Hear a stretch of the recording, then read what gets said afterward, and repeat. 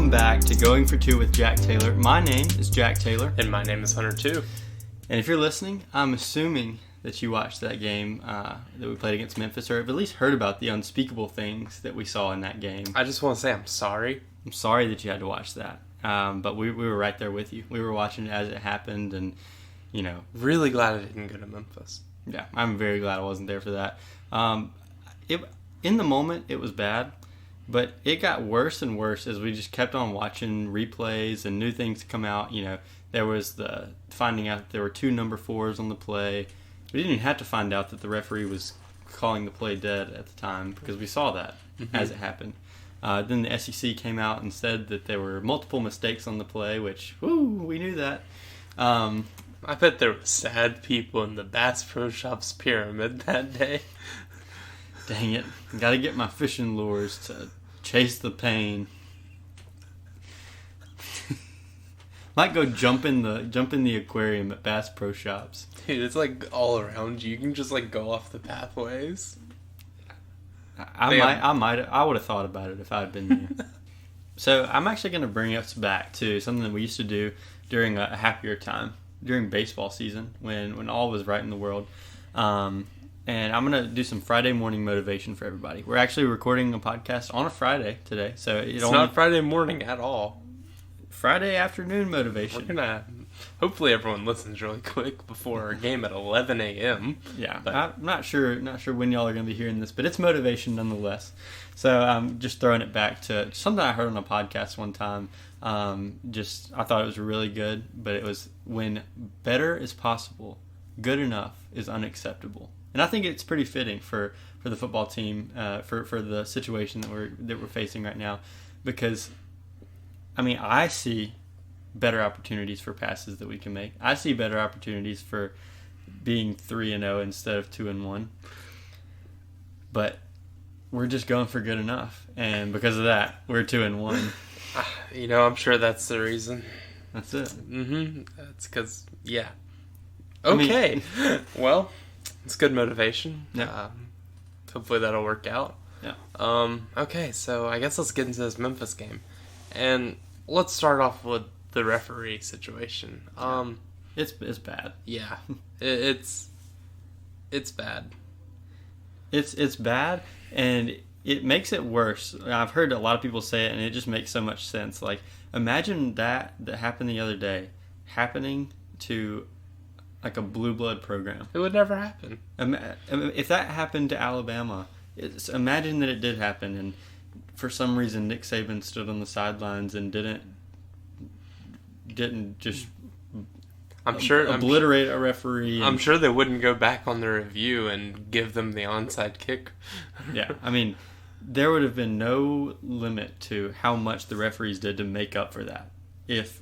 What the SEC would do, they would probably retroactively change the score to the game, and Alabama would still be undefeated. What are you talking about? Alabama would never put themselves in that position. But never playing against Memphis? Yeah. Yep, they would never play a group of 5 team that they could actually lose to. And they're playing Southern Miss this weekend. Yeah, so let's see. I'm sure it's going to be very similar to our game against Memphis. Yeah. But just, I mean, I know. I mean, it's been almost a week since it happened, and I know you've probably heard it all, and you're just as mad as we are. But just imagine that. I think it's more on the review crew than anyone. I feel like they should have been able to see, because there is a thing for if you're waving a play off and it's supposed to keep on going, but you wave it. It's an inadvertent whistle. Mm-hmm. And then you just get the ball right there. So for everybody saying, they should have just played to the whistle. They did. They waved the stop the clock hands. Yeah. And that's like good enough. Mm-hmm. And yes, Emerson should have picked it up, but what Emerson did made the official wave his hands, so it was good enough for him. That's where I see the thing about, just pick up the ball, which, yes, that is the better idea. Yeah, which we will be doing from now on. I can only assume. Yeah. It's just, it's frustrating. There's no reason that we should be... I saw one person that said, if we wouldn't have changed out punters, that ball would have went out of bounds at the 30, and we would have got the ball back. Yeah, our dang punter putting it on the 2-yard line. Can't believe Archer Trafford. Can't believe Tulu didn't catch that ball. Let's blame it on Tulu. Yeah, we tried to get Tulu involved, and he didn't make the most of his opportunity. He just decided to be good enough instead of better. That is not our That is totally sarcasm for those of you who didn't pick that up. We really do like Tulu, and we think he should get more opportunities to touch the ball. Mm-hmm. But no, it was a terrible situation from start to finish. We shouldn't have been in that situation. We should have run away with the game. We should have done a lot of other things. But to be quite frank, we should have just won the game. Yeah. Because I know that if we have Memphis inside their 10, we're getting the ball back and we're going to score. And it's not going to come down to a weird review of an onside kick for us to win. Yeah. So and then they got that onside kick, kicked a 52-yard field goal to make it an 8-point game. And but what a game. That none of it was very fun. No, not fun at all. I mean, it was enough to ruin a Saturday if you're into letting football games ruin your Saturday, which I am. Mm-hmm. Yeah. But no, it did in fact do that. No, I mean, it's terrible. But I mean, I just think something needs to be done. I also thought it was weird that SEC officials were calling a game between two conferences where one team is from the SEC and it was not even the home team. Yeah. Like, I think there should be some unbiased referee Give us crew. the Big Ten. Big 10 crew or a Big 12 crew. I don't care. I just thought it was weird. But it's things that you don't even think about until it bites you in the butt and causes you to lose a game. SEC refs were bad in the Penn State game, too. Yeah. Had big issues in that one. Yeah. And, like, how does SEC get referees to that game? I don't understand. I can understand maybe because of the American not having, like, top quality referees, but obviously the SEC doesn't have top quality referees. So it's bizarre. I mean, in a game where we outscored Memphis 468 to 246. Yeah, they out-yarded them. You said outscored. I really wish we outscored them 468 to 246. We outgained them 468 246, and our defense held them to 17 points, but they get a touchdown on a fumble recovery, a scoop and score, first possession of the game, which terrible way to set the tone. Yeah, always a bad way to start a game. Yeah, and then obviously the touchdown on the punt return, but that was down at the 12. That was down at the 12. So it's a bizarre game. You can look at it on paper and it doesn't make sense. You can look at it on the field and it doesn't make sense. Mm-hmm. It's just weird. So okay, as you know, I'm a madman. I watch this game a lot of times. I'm not going to bring up the spreadsheet right now because I thought about this a whole lot, and I kind of have all of what I feel ready. Right here. Okay. Will Rogers was started off really good. Mm-hmm. I remember me and you were texting. We're like, okay, this is the best we've looked. Yeah. I mean, other than the fumble, dude, we've looked on. Yeah. Had some really big plays. At the end right there, hit the 2 passes at the end of the game. Mm-hmm. And then earlier in the game, he hit Heath on a pretty big pass. Missed 2 really big plays. I think one was to Mackay and one was to Jameer Calvin. Mm-hmm. Jameer Calvin did not get involved in this game, which was kind of weird. Yeah. Don't really know what that's all about. But then Will turned around and hit those 2 same routes at the end of the game. Mm-hmm. So, like, people keep on saying, okay, he's worried about his arm strength. But on those 2 at the end of the game, those were great throws. Mm-hmm. And, like, I don't know, he's shown that he can do it. I'm in talks with someone trying to get some All-22 film. Yeah, I'm going through, like, the depths of the internet to find this stuff. And he says he has a bunch of games from last year. I'm holding out until he has some from this year. But I don't think that many people can say, oh, yeah, he's just missing people over deep over the middle of the field, because you obviously can't see it unless you're sitting there at the game, actually, like, going through his progression with him, which is impossible to do because you don't know what you're expecting to happen. Yeah. So like it's really weird. Like I don't know. Without all 22 film, I don't know how to assess Will.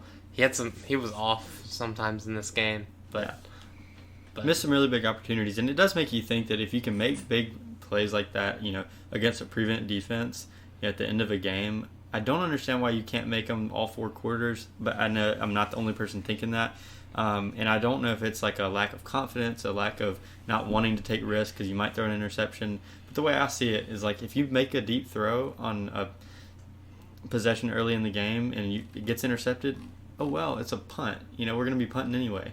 So yeah, it's just and I thought in this game we really controlled time of possession. The stats on here I think are wrong because I'm pretty sure we had it way longer than them. It says they controlled it? Yeah. Huh. And I think that's false. Yeah. Because this also says that we didn't have a fumble lost. Yeah, but we really controlled the possession. I mean, I thought that we did. I don't know what this is all about. I mean, yeah, this team only had 12 first downs. Yeah. So they couldn't have outpossessed us, I don't think. Yeah. I know I mentioned that, our defense gave up 17 points, which, I mean, against a pretty good Memphis offense is a great game. Memphis had a really long drive when we failed to score on the goal line. They had like a 98-yard drive. That's where the game really turned. Yeah. Not getting points there off of the interception that put us inside the 20. Yeah. I mean, was that Forbes' interception? Yeah. Yeah, so he was really close to getting a pick six Forbes on or Emerson? I think it was Forbes because Emerson's interception didn't even count. Yeah. We had like a substitution Yeah. infraction or something. So, Forbes' interception, almost a pick six, but they just get him out of there. They just push him out of bounds. And so that, obviously, it's not a big deal. You don't get a pick six, you still really good field position. Yeah, you're going to get points, right? At least a field goal. Yeah. I think we get a first down on like the first or second play. Then we get first and goal and pass it 4 times in a row. Yeah. One of the passes going for -5 yards. Yeah. I think that was to Jameer Calvin. Yeah. If I'm not mistaken. So, a goal line fade at one point to Mekhi Polk that got there. It got there. Still not a big fan of a goal line fade, but it seems to work in this offense, though. Really? The one think last year. Yeah. That's like what Will did the best. Yeah. We also had I guess I have a bad taste in my mouth because of I watched like the Auburn Penn State game. Dude, that was horrible. So it never seems like a good idea unless it works, I guess. Yeah. But I don't, because that landed in his hands. I don't think other teams practice as much as like an air raid offense. Yeah. Okay. Because we see it a lot and yeah. Well, but that right there, just a really big swing of us not scoring when we're on the goal line to them driving down the field 98 yards. That was really the only time where their offense just outplayed our defense. Yeah. Because other than that, obviously there's the field goal to get them to 10 points, and then there was a touchdown early in the game. But 17 points given up by your defense. We say it all the time, but it should be good enough, and it just wasn't. So I just don't know. Yeah. Okay. Next, we're going to get to the offensive line. Yeah. Okay. We had 3 touchdown drives in this game, right? Or was it? Was it 4? It's 4. 4 touchdown drives in this game. Okay. I remember looking at my spreadsheet, and there is one common thing about those. In those 4 drives, there is only 2 offensive line issues combined. Like penalties and anything. Miss assignments. Only 2. Yeah. This team goes where offensive line takes them. Yeah. Will on his spot, accurate passer, has time. Our guys will be they'll get open and he'll find them. Yeah. We get upset about these short passes, but they're passes that are good enough to get first downs if we just keep doing it. But we can't overcome 10-yard penalties, 15-yard penalties. Yeah. And expect these small passes to work. We see a 4-yard check down, and we're like, oh man, that's horrible. If we see a 4-yard run every play, you're doing good. Yeah. We would never turn that down 2 years ago. Yeah. I don't really understand we can't hit those check. most of the time in this game, the checkdowns were getting 4 to 6 yards. That's good yardage. And I don't understand the whole, you can win a game running for 450, but you can't win a game passing for... I'm like, okay, you can win a game however you want. I mean, Memphis won one with 246 yards of offense. Yeah. I don't understand. Okay, Lashley sucks. I have Lashley as not good right here. He's gonna come beat your door Oh down. no. Yeah, just not good. Penalties all around. There was a play where he had a false start before it, and they didn't call it, and then he held the guy anyways. like he was bad. Yeah. It was rough to watch. He got subbed out at the end of the game, and then I forgot who moved over there. Was it Cam Jones? And then Cam Jones tackled a guy on our 2-point conversion, which was holding, so thanks. Yeah, penalties were a massive issue. Yeah. And one weird thing is, Dollar Bill was fantastic. Only had one issue on the entire game, and it was this weird thing on like the 3rd and 20 before half. Yeah. Him and the left guard both ran like a screen pass. And like it was like a dead deep drop. I mean, it didn't amount to anything because Lashley blocked good for one time. Yeah, that was weird. Dollar Bill was great. Seems like Charles Cross is back to being great all game except for 2 plays. Yeah. I mean, I'll work with that when we're dropping back like 60 times a game. Yeah. And Will Rogers in this game had set a record for completions in a game with 50. That sure felt good. Yeah. I was glad to hear that when we were fighting for our lives. Yeah, we were dominant in run blocking. Mm-hmm. Like, great. Only issue is we lost like all of our running backs at a time. Yeah. Dylan Johnson had to go out there and fight for his life. And he did. Yeah, He did a fantastic job. Valiant effort. I mean, he was just hobbling on and off the field, but still, when his number was called, which it was called a lot, he was, getting positive yardage. Yeah. Whatever that looked like, yeah. Okay. And that's it for the offensive line. It wasn't fun to watch. Lashley's not good. Penalties are bad. I don't know what to do. I don't want to start Cole Smith, but we may have to do it. Okay. Dude, I figured every Alabama transfer would be really good. Like Tyrell Shavers. Hey, he scored more touchdowns than Lashley has so far. I wonder how he's doing. We should check on that after. Yeah. Okay. So then let's go on the wide receivers and running backs. Mekhi Polk. So good. He's so good. I don't know how he is so good, but he is so good. What did he look like in this game? 11 receptions for 136 yards, 12.4 yards per catch. I mean, had that long touchdown at the end of the game. That's the main thing you remember. But all game long he was catching. He carried a drive. Yeah. The one where he caught the screen on 3rd and 1, and then juked behind all of Bill, and then got the first down. That was awesome. Yeah. Yeah. Heath is also really good. Mm-hmm. Wally did his thing. I think that's like a stat line that we kind of expect from Wally now. 5 receptions, 58 yards. Then you got Austin Williams, 6 receptions for 44 yards. That Wally touchdown was a great pass by Will. Yeah, it was the out route on the end zone. Mm-hmm. Oh my God, that was great. Offense, our weapons are there. Mm-hmm. It's just, I was mentioning penalties earlier. are so bad. Yeah, the small passes are going to be there, but you can't overcome a 1st and 20 or a 2nd and 15. It's just. I'm almost to the point where it's okay. Don't hold. I don't care if he gets to Will. At least give Will the chance to throw it away and not get a penalty. Yeah, because at least that way we're not 10 yards behind. I would much rather have. If Will does happen to get it away, I'd love 2nd and 10 way more than 1st and 20. Especially with this offense, because yeah, then they're gonna sit back there on the sticks, and we're just not gonna be able to do it. Yeah. I just don't know. But we did see Jaquavius Marks go down in this game. Mm-hmm. That was a play that was definitely targeting. If I had to assess it myself. But you could never be an SEC official. Not me. But obviously not called targeting, and Jaquavius Marks never got another snap in the game. So I think it was one play he got hit in the head, and then we had like a Wally 25-yard catch, and then he got hit in the head again. And I didn't know it was twice. Yeah, it was twice. He got targeted. Man. I think the first guy got ejected, the second guy didn't, but the second guy like killed him. Like the dude that hit him was like on the ground too.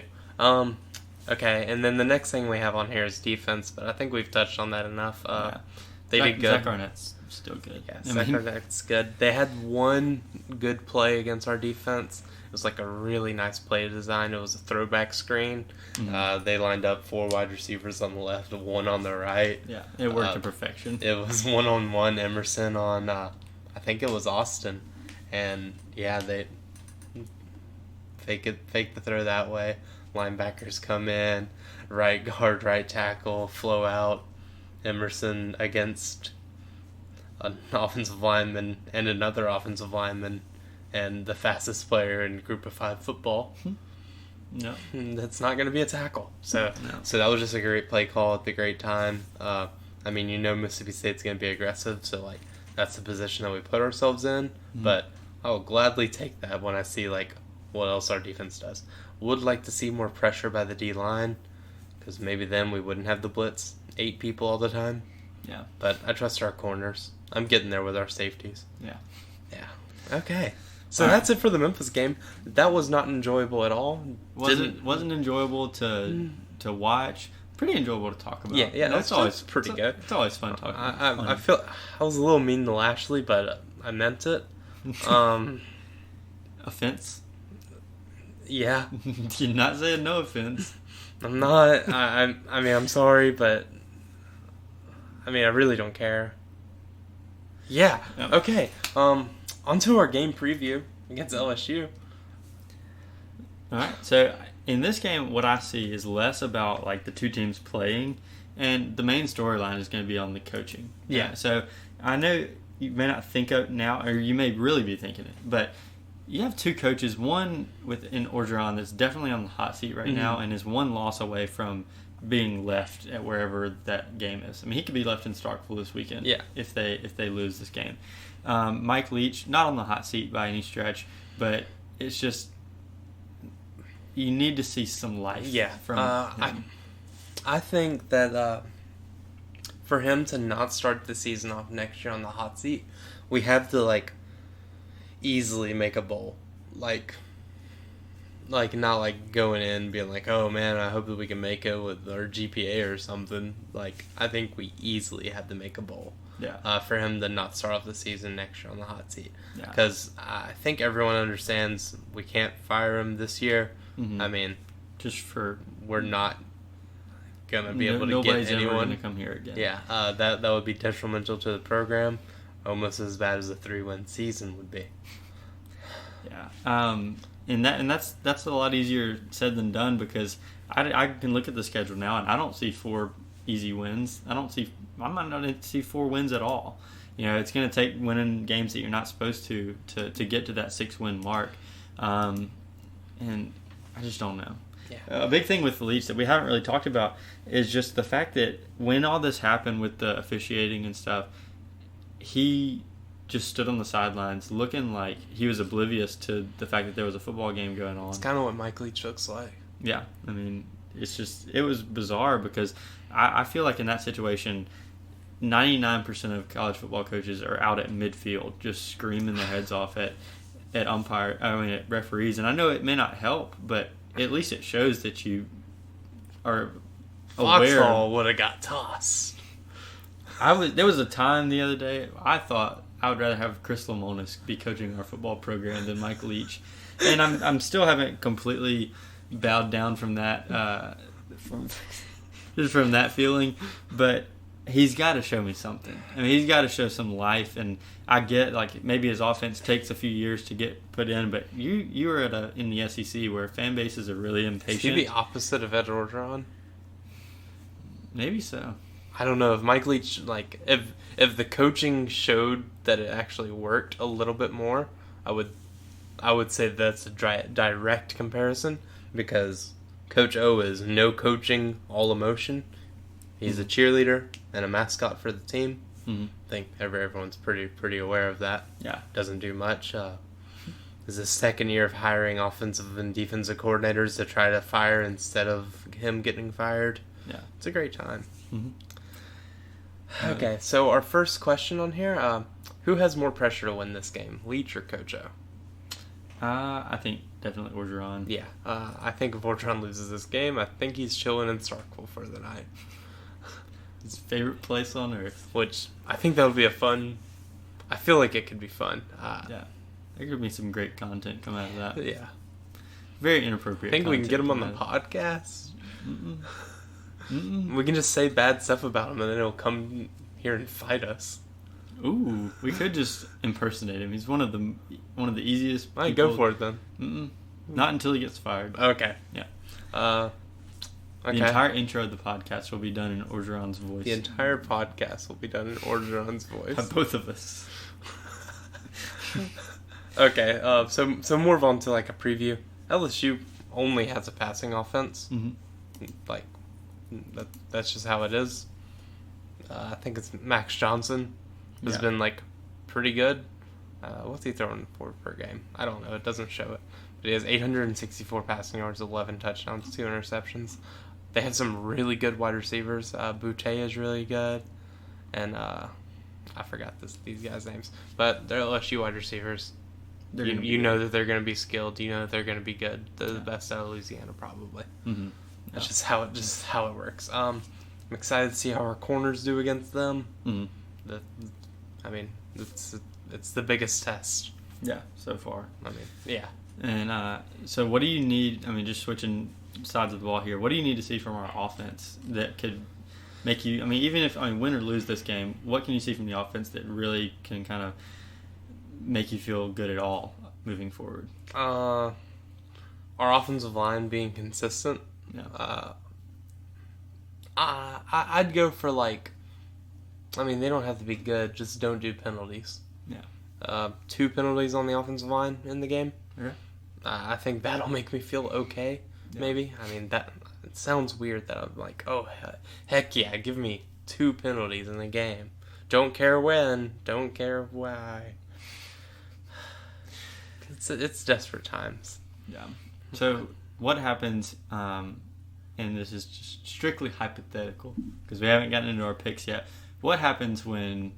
I think we know what happens when LSU loses. Mm-hmm. What happens if we lose this game? Start of a long stretch of losses, I think. I don't know the next time that we have close to like a crowd at the stadium is. Because if we lose this week, we're losing to Texas A&M. We're losing to Bama and no one's showing up. Vandy win and then a Kentucky game would be the next home game. Yeah, where I'm not convinced many people are going to show up. And then I definitely don't think people are going to show up to a Tennessee State game. And then for a team with 3 wins at the time. And then the Egg Bowl is always kind of like, I really don't understand how the crowd even works at an Egg Bowl. On Thanksgiving Day. Yeah. I'll be there. This last one as a student, I'm going to go. Yeah, I'll be there too. I'll see that great offense from the Mississippi State Bulldogs. I was going to say from Ole Miss. Understandable. Yeah, but it's not going to be good if we lose this game. I know it's LSU, and in the back of our minds, we're always like, well, we're not supposed to win this game. But it sure would help, because moving forward, you have a tough stretch with A&M and Bama, and if you can get one of those 3 games, it's better. It's better than not getting one of those 3 games, I guess. It's going to be a tough stretch, so we need to win this game. Mike Leach's job at the moment is not at risk, but the support for the program really is. Yeah, and his future ability to still have this job is on the future hot seat will be on. Mm-hmm. Yeah. All right, so. Lose this game and lose this game. There's not more wins. I like the prospect of us having 3 wins going into Ole Miss and then having like 1 loss and winning. I feel like that could be fun. Yeah. It makes sense. Mm-hmm. Because it doesn't. Because it's the Egg Bowl. Yeah. All right. Well, that's going to be it for the game preview for LSU. We'll do our picks here in a minute, but we're going to start off with 9 other games from around the country. And we're actually going to start this one off with number 12 Notre Dame versus number 18 Wisconsin. So this Soldier Field. Soldier Field, yeah. It's not a true home game for either team. And this is where College Game Day is. So what do you have in this game? I think Jack Cohn, Notre Dame's quarterback, is from Wisconsin. Mm-hmm. So it is a true home game. Nope, that's Soldier Field is in Chicago. That's my bad. Well, he transferred from Wisconsin. But, okay. Yeah. Gotcha. So, I mean, a revenge game is kind of fun. Yeah. But Notre Dame is not very good. I mean, they handled their business against Purdue, and Purdue is the best team they played. Yeah. So I don't know. It kind of depends on, is Wisconsin bad or is Wisconsin okay? If Wisconsin's bad, it's going to be a close game and it'll go into the last minute of the fourth quarter. If Wisconsin's good, Notre Dame by 10.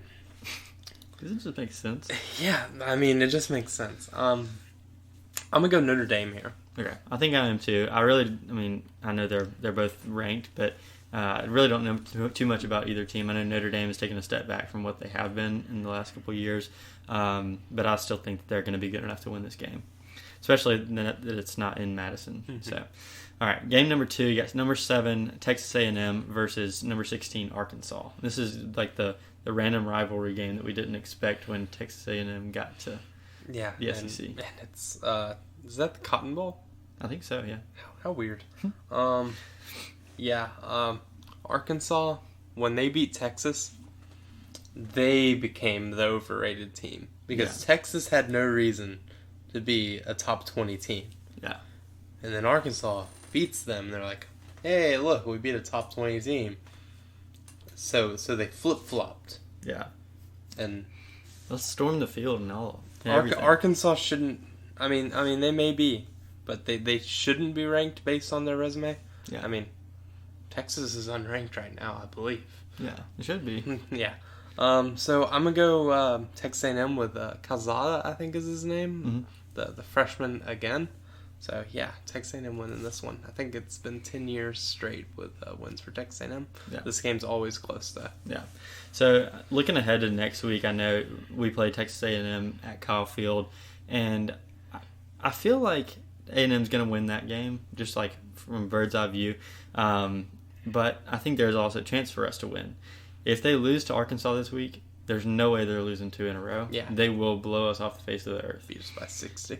And that being said, for the betterment of Mississippi State, I'm just kidding. I think Arkansas is going to win this game. Wow, that's big. Yeah, I'm gonna go for the upset here. Okay, and then our third game is number 9 Clemson at NC State. Clemson went to the last 2 minutes with Georgia Tech. At Clemson. Yeah, was not a good showing. NC State has not lived up to expectations. Apparently, South Florida is not a good gauge of how good an offense is. Yeah. Who knew? But it's at NC State. I think that they pack out stadiums and stuff. Clemson is as vulnerable as we've ever seen them in the past 5 years. So I'm going to go NC State here. Are you really? Yeah. Okay. ACC doesn't have someone in the playoffs this year. It's a bold claim. Not really. All right. I know it may just be that I'm used to picking Clemson to win games, but I'm going to go with Clemson to win against NC State. Partly also because I watched NC State play in real life, and they're just not very good. Okay, yeah, but completely understandable. Yeah. Yeah, they've been our easiest game all season. All right, game number 4, we got number 24 UCLA going to Stanford. I'm gonna pick this game first. I am gonna pick UCLA. Okay, Stanford found a quarterback. Did they really? Yeah. KJ Costello? That's him. I forgot his name. Dudes looked good. I'm gonna go Stanford here. People keep saying that they're better up front on both sides of the ball, and as we know, that's kind of important, but I mean, they do not have the coaching advantage here. Yeah. So, Stanford. All Number 5, Missouri at Boston College. This is really a sneaky good game. Yeah, this is a game that it's not going to pop off the page, but two pretty even teams, I think. If I had to pick this one, which I do, because it's on our list, I'm going to pick Boston College. Okay, you're picking the team with a backup quarterback. Let's do it. Good, so am I. I'm going Boston College here. I did not know that they were on the backup quarterback, but it just shows how much I know about. Don't worry, backup any of these quarterbacks teams. are the same as starters. Yeah, ours might be. All right, so you got game number 6, SMU at TCU. Surely there's some rivalry named here. We don't know about it. I think SMU beat La Tech on a Hail Mary at the end of their game. Really? Oh yeah, I did see that. Yeah. So that's a big time emotional win. TCU is also undefeated, I think. Okay. I'm gonna go TCU here. Yeah. This game I would have just picked whoever the home team was, and it happens to be TCU, so I'm going with them. Okay. And it's a boring way to pick the game, but they seem like they're the same. Okay. Then here, number 7, West Virginia at number 4, Oklahoma. All right, so I watched the whole Oklahoma game the other day. They played Nebraska and really struggled throughout. Just couldn't put Nebraska away. And it's just not, just like we talked about Clemson, it's not the same Oklahoma that we've been seeing for the past couple of years, or decade probably. And it's a Big 12 game, and so probably a pretty big crowd in Oklahoma. But I'm still going to say West Virginia comes in there and gets the upset. Okay, Oklahoma, I think that we've seen over Rattlers past season. Yeah. If you're going to catch them, you're going to catch them at the beginning of the season. Because once that offense starts going, no one in the country is going to stop them. It's still Lincoln Riley. Yeah, and Rattler's still a really good quarterback. Once everything clicks, they're going to be on. Everything hasn't clicked yet. Yeah. And if you're going to get them at the beginning of the season. And I'm going to go with the West Virginia Mountaineers here. Yeah. They were coming off a big win against, was that Virginia Tech last week? It's huge. And so might as well carry it on to Oklahoma now. So now we got game number 8, Kentucky at South Carolina, which we put it on here because it's an SEC matchup. But for me, this is a really easy pick. Yeah. I'm going to go first, Kentucky. Yeah, Kentucky for me too. South Carolina just hasn't proven anything. Kentucky has. Kentucky struggled through a few games, against Missouri, against UT Chattanooga this past week. But I think they're going to turn it on in SEC play. And did you see the Shane Beamer quote about Georgia's defensive line? Yeah. He was like, "Well, they're not doing anything crazy schematically. They're just all 5 stars." Yeah, which is so accurate. Yeah, Georgia. It's just Georgia. All right, game number 9, we got Nebraska going to number 20, Michigan State. Okay, these are 2 of the weirdest teams. Everyone thought Nebraska was going to be horrible. They may be okay. Yeah, they have 2 losses on the season, but they might be all right. Yeah, they may be okay because they come to the powerhouses of Oklahoma and Illinois. Brett Bielema. Can you really ever fault someone for losing to Bielema? Yeah. Okay. You can. And then number 20, Michigan State. I think they got something like 27 transfers or something. Jeez. Yeah, completely new team. They're undefeated. They seem to be pretty good. Yeah. Who are you picking here? I still just don't trust Nebraska. I think the whole deal with them almost beating Oklahoma was way more about Oklahoma not playing well than Nebraska just being really good. You're not trusting Adrian Martinez? I am not. Understandable. So I'm going to go with the home team here. I'm going with Michigan State. I'm going to go with Nebraska here. I like chaos. Okay. I like it. Just for the content? Mm-hmm. All right. And now, America's Game of the Week. Number 2 in the SEC West versus number 2 in the SEC West. Game day, where you at? All right, we got LSU coming to Starkville for an 11 a.m. kickoff, which sounds absolutely disgusting. They couldn't wait for the game, so they just made it as early as possible. Yeah, it's just going to be such a good matchup. They just need to know they just want to leave Orgeron. 2 storied programs. How many national championships do they have split between them? How many national championships is LSU? I don't know. Weren't you an LSU fan? Yeah, but that was, I mean, they only won like 2. All right, so Surely they have a few. Yeah, got to be more than a 0. couple. Yeah. Mm-hmm. All right, so I guess I'll pick this game first. So we're going to do the game, then score, and then player of the week, I guess. Yeah. Because that can't get sad. I'm going to pick LSU to win this game, but it's going to be very low scoring, in my opinion. I think LSU wins this game 20-14. Okay. LSU's going to win this game. I think it's going to be 38-14. Jeez. Yeah. That makes me sad. Yeah. All right, so... And not even doing that for content. That's just kind of what it feels like right now. Yeah. All right, so got me with 20-14, Hunter with 38-14, and that's just how it's going to be until Mississippi State can prove us until they can prove to us that they can win a game. Comfortably to win a game. Just do it. Yeah. That's just how it's going to be. Now, if State is to pull something off, who's going to be the player that's going to put them over the top? I think King Ani. I'm still doing the reverse jinx. Trip Wilson it's played. It's not fun when you do this. I'm sorry, I can't do it. We've seen what happens. Trip Wilson got in the game. I wonder if he was on the punt coverage. Oh, no. Surely not. I didn't see him on there. Me either. I don't know when he got in. It was his first college snap, so... Yeah. Well, I said Mekhi Polk last week, and I think I'm still going to say that because I said it from the beginning of the season. I think he's going to be the guy, and if when State needs a guy, and they need him bad this weekend, he's going to show up. So yeah, I'm hoping that he shows up and proves my prediction wrong. But that's all that we've got for the picks for the week. We are going to move on to some Instagram questions. We did get a few yesterday when we posted our story. So thank you guys for sending those in, and we'll get to those here in just a second. Okay. What we got? From Jess Cooley, should there be a way to retrospectively change the score to a game? No. It's plain and simple. I know I did mention that earlier, but that's a special case for if that happens to Alabama, and it will never. So, Football James said Derek Stingley. Yeah, he got hurt during practice. So, yeah, I mean, I guess he's just scared to play Mississippi State. Hasn't played us past 2 years. He's just scared. Yeah, he doesn't want to hurt his draft stock.